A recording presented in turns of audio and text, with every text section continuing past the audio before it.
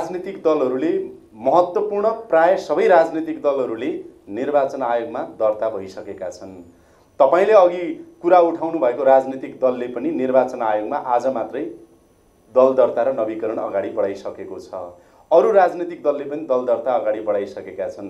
निर्वाचन प्रयोजनका लागि जुन राजनीतिक दलहरूले दल दर्ता गरिसके, हामी निर्वाचनको विरोधी होइन भनिरहेका छन्, सुरक्षाको वातावरण बनाऊ भनिरहेका छन्, गाउँ टोलदेखि जिल्ला हुँदै क्षेत्रसम्म निर्वाचन लक्षित विभिन्न चाहिँ कार्यक्रमहरू गरिसकेका छन् भनेपछि अब त के आशंका रहेन भने अब सबै राजनीतिक दलहरू चुनावका लागि तयार भइसके। जुन राजनीतिक दलहरूले चुनावमा आउँदैनौँ कि भन्ने जस्तो आशंका हामीलाई लागेको थियो, त्यो पनि आजको दिनबाट उहाँहरूले निर्वाचन आयोगमा राजनीतिक दल दर्ता नवीकरण गरिसक्नु भए पछाडि अब निर्वाचनको माहौल चाहिँ राजनीतिक दलको तर्फबाट बनिसक्यो। मतदाता नामावली दर्ता गरेर 8 लाख भन्दा बढी मतदाता नामावली दर्ता भइसक्यो भनेपछि जनता निर्वाचनमा उम्मिसकी।